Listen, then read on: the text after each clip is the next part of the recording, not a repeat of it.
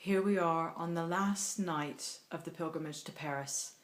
Tomorrow will find the pilgrims wending their way back to the UK. We're all off on Eurostar tomorrow to return home after an extraordinary, epic and life-changing journey.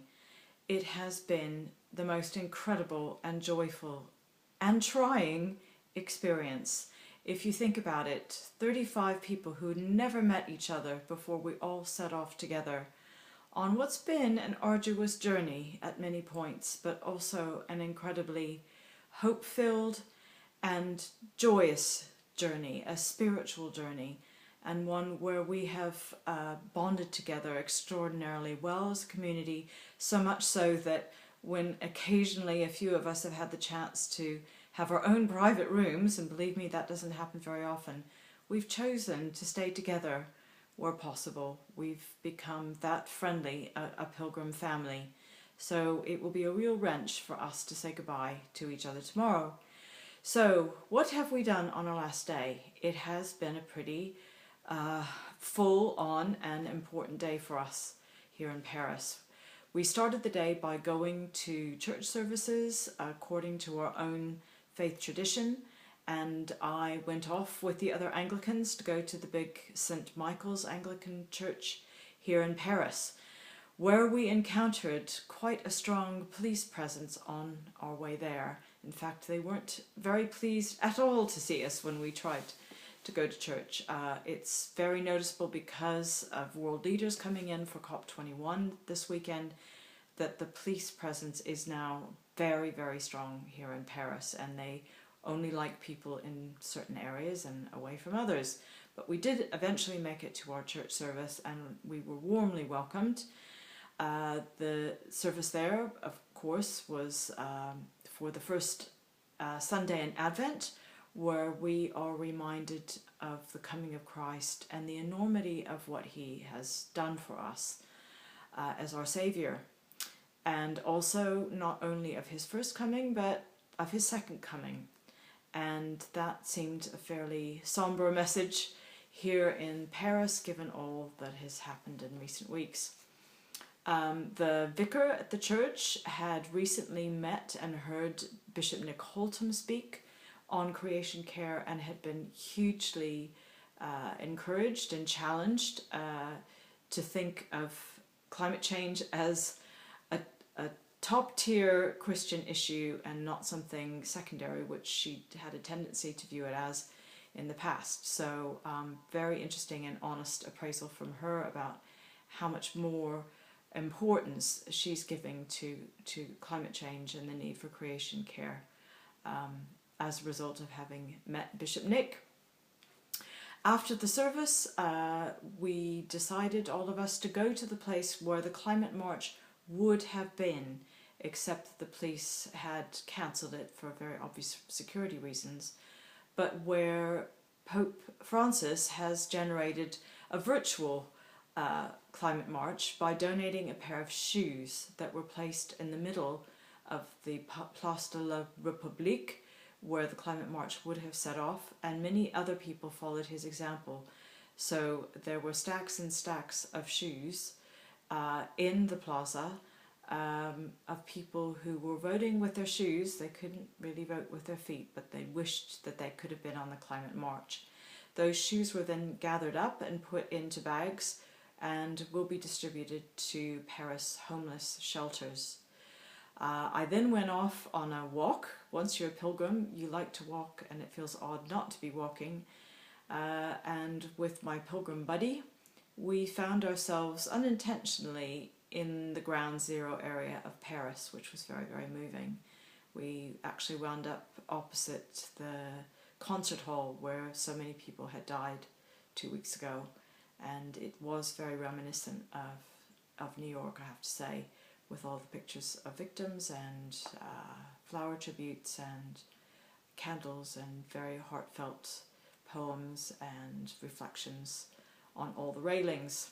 So on the one hand, you have the whole world of climate change gathering here in Paris, and the shock and the grief that's still all too apparent. So the juxtaposition of those two big things, climate change and terrorism, and of course, sadly, there is a connection. One, climate change destabilizes things, so it creates more opportunity for terrorism and other threats which we want to diminish, not to see grow in the future.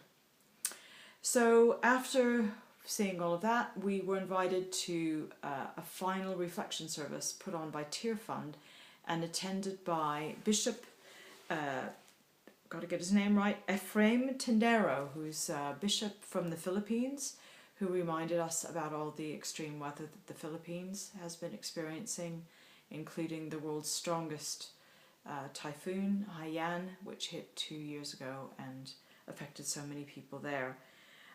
He left us with a wonderful thought. He said, as Christian people concerned about God's creation, he encouraged us to fight hard, finish well, and be faithful, were his 3 key messages based on the experience of St. Paul. We had 2 pilgrims give some of their thoughts about their experience, and we were reminded of some extraordinary things. First of all, that the 10 pilgrimages across Europe and the world that have come and congregated here in Paris this weekend represent over 280,000 kilometers of pilgrim distance traveled to Paris. That's equivalent to 7 times around the earth. And one of our pilgrims reminded us that Joshua walked around the walls of Jericho 7 times in prayer before the walls came tumbling down, and how symbolic that is for us, that we want the walls of climate change to come tumbling down. We want the walls of resistance to taking action on climate, to reducing our emissions, to curbing our consumerism, to complying with God's laws and Sabbat, the idea of Sabbath. We want to see God's love for creation upheld and our relationship with creation restored. So perhaps we need to be walking around those walls 7 times. Let's bring down the obstacles. Let's see God's world restored. Another pilgrim reminded us of a key reading in Colossians 1, verses 15 to 20. We're reminded that Jesus is at the center of creation, that the Son is the image of the invisible God, the firstborn over all creation. For in him all things were created, things in heaven and on earth. And then the key verse, that all things have been created through him and for him. He is before all things, and in him all things hold together. Also to remind ourselves that for God was pleased to have all his fullness dwell in him, and through him to reconcile to himself all things, whether things on earth or things in heaven. So we're reminded that all of creation is reconciled to God through Christ. And our hope as Christians is that Christ puts together all things that are broken, and certainly our experience today has been to see the brokenness of our world. The key word for the pilgrim speaking about this was relationship, and that if we do not have right relationships with ourselves, with God and with creation, things will go wrong. We will all be diminished. So that was a lovely biblical reflection to finish off our pilgrimage. What will happen next? What will pilgrims do next? Well, we will continue with God's work.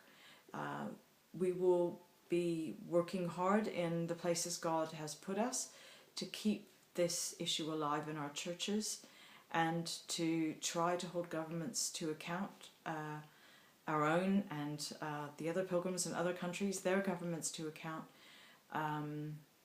when the COP agreement is decided, which we still hope will be a good one. And of course we will all go home and pray. And there are some wonderful 24/7 prayer for the COP sites that are up, and all Christians are encouraged to make use of those. There's a website and hashtag pray for COP21 that you might want to have a look at, or have a look also at Pray and Fast for the Climate.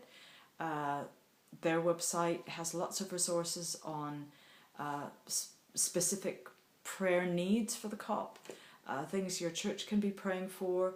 And also don't forget that Tuesday is the 1st of December, and as the first of the month is a pray and fast day for those of you observing that.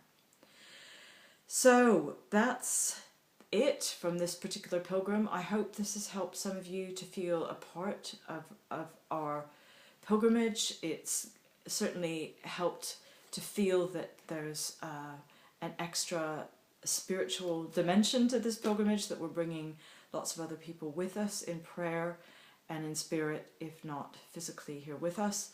And I just want to thank two people who've made this pilgrimage possible.